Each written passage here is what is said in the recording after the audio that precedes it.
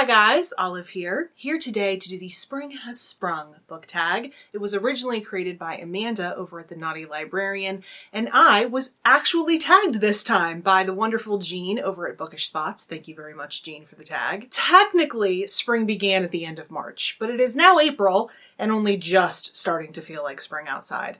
So I thought that I would put myself in the spring spirit by wearing this shirt and doing this tag. Question number 1 is flowers. All the flowers we remember are now blooming again. Pick a book that's a fresh take on a retelling. I don't read a lot of YA, but I do have to say that I have really enjoyed everything that I have read from YA author Rosamund Hodge, and they all have been really entertaining retellings. The first book I picked up of hers was Crimson Bound. And the entire reason why I picked up that book in the first place was that I saw it mentioned on a negative review for Uprooted by Naomi Novik on Goodreads. The reviewer was comparing the negative traits of both of them and saying that she hated both of them for similar reasons. And I thought that since I loved Uprooted, that probably meant that there was a strong chance that I was also going to love Crimson Bound, which I did. Crimson Bound is a really unique take on Little Red Riding Hood, and all of her books are like that. She'll take the shell of a fairy tale, but then add her own dark fantasy twist to it, and every single book that she writes is just like a furiously absorbent page turner. I really recommend all of her books if you're looking for some really good, fast-paced YA. Question number 2 is Cadbury Mini Eggs. Obviously the superior springtime candy of choice. Pick a book that you consider to be a sweet treat. I'm going to go with a series that I gush about every single fall when the new book is getting ready to come out.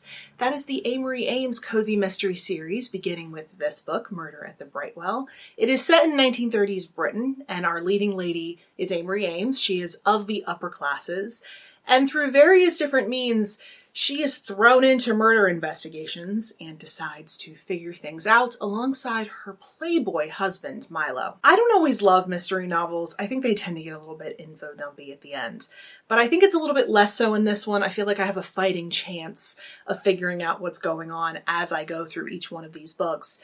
But I love them because they are so charming. Milo and Amory have this great dynamic. They're like 10 different types of snarky to one another, which I love. It reminds me of my own marriage. Even though a murder has just taken place, these books are so much fun. They're like the pinnacle of cozy and sweet, and I look forward to the new ones so much every single year. Question number 3 is allergies. Seasonal allergies often make your eyes water. Pick a book that made you cry. I have to admit, I'm not much of a crier, actually. If I'm crying, it's typically because I'm frustrated and less because I'm emotional, but occasionally there will be a book that just really moves me to the point of tears. It doesn't happen very often, but one time that it definitely did was with The Soul of an Octopus by Cy Montgomery. What makes this book so special is that it is not just a fascinating work of nonfiction about these amazing creatures, but it's also a reflection on life, what it means to connect to other people, what it means to connect to other living things. Cy Montgomery in the book visits various aquariums and different octopuses who live there, and meets with the other people who are also there to meet the octopuses. And all of the connections that they have with the octopus of the moment is different because they're all at different points in their lives. They're all dealing with different life situations. It's really hard to explain how a book on octopuses runs so deep, but it does. It really touched me.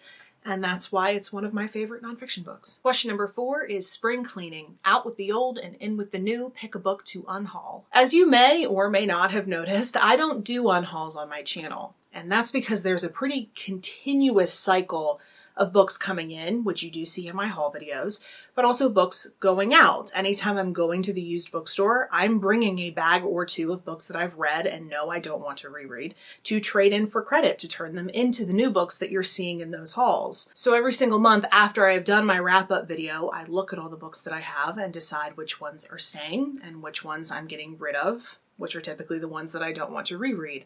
And for the month of March, the month that's just passed, I am going to be getting rid of The Essex Serpent by Sarah Perry. I know this book is much beloved across BookTube, and me unhauling it is not to say that I hated it. I did not hate this book. I discussed all of my feelings in my March wrap-up if you'd like to hear more about it. But the basic gist of it is that this is a character novel. And while the characters were vivid and really entertaining to read about, I am a reader who prefers a strong story. If I'm going to return to a book, I want the story to be good.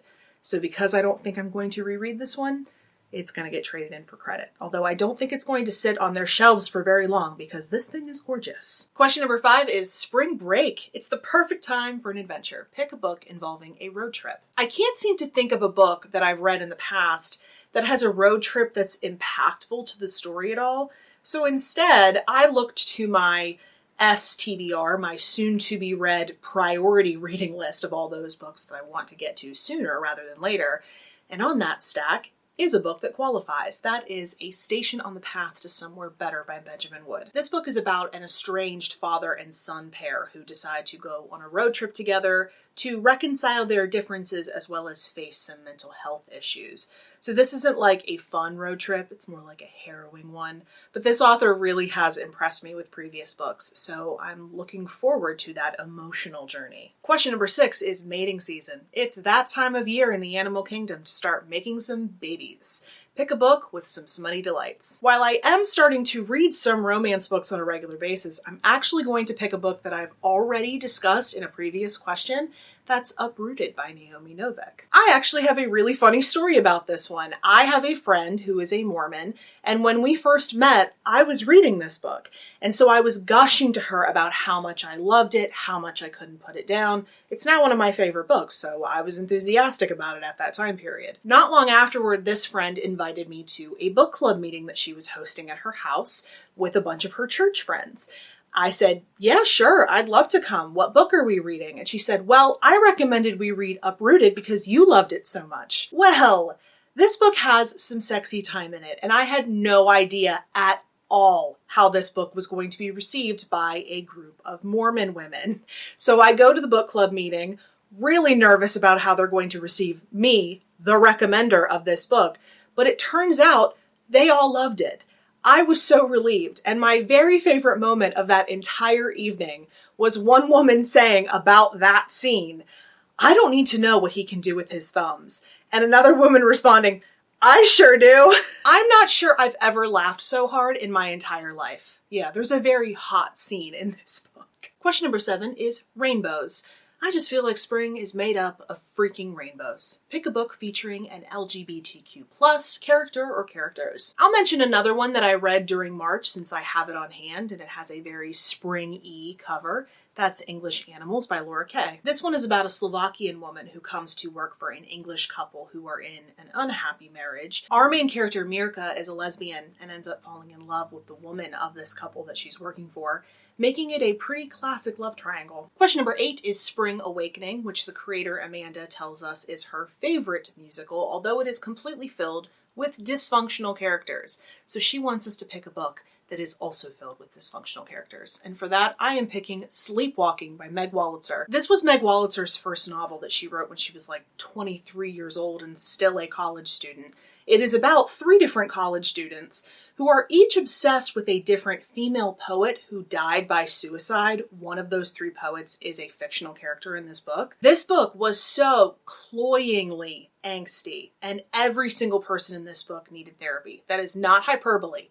Every single person in this book needed therapy. It's a good book for what it is, but my mothering self was just concerned for everyone's well-being the whole time. And question number 9 is In Like a Lion, Out Like a Lamb. Pick a book series that didn't get better as it progressed. This last question is referring to the fact that March is supposed to come in like a lion and out like a lamb. But I don't know, because the end of March in Pittsburgh was still pretty aggressive. But when it comes to the question, I actually don't read a lot of book series, so this one was a little bit difficult for me to answer. However, I will say that I did not enjoy the second book in the Memoirs of Lady Trent series as much as I enjoyed the first. I really liked the first book, A Natural History of Dragons, but the second book in the series, A Tropic of Serpents, just failed to impress me.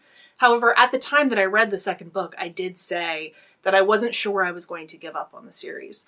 And I may have some news to that effect in my next book haul. And the last question is question number 10, Fun in the Sun, Tag Some Friends, which I'm going to do in the description box below. If you have any comments or questions about anything you've seen in this video or about anything in general, you can put it in the comment section below. Or if you'd prefer to chat with me somewhere other than YouTube, I am on a variety of different places on social media. The links to all of my profiles are linked in the description box below. Thank you so much for watching. I hope you're having a wonderful day. I will see you in the next video. Bye.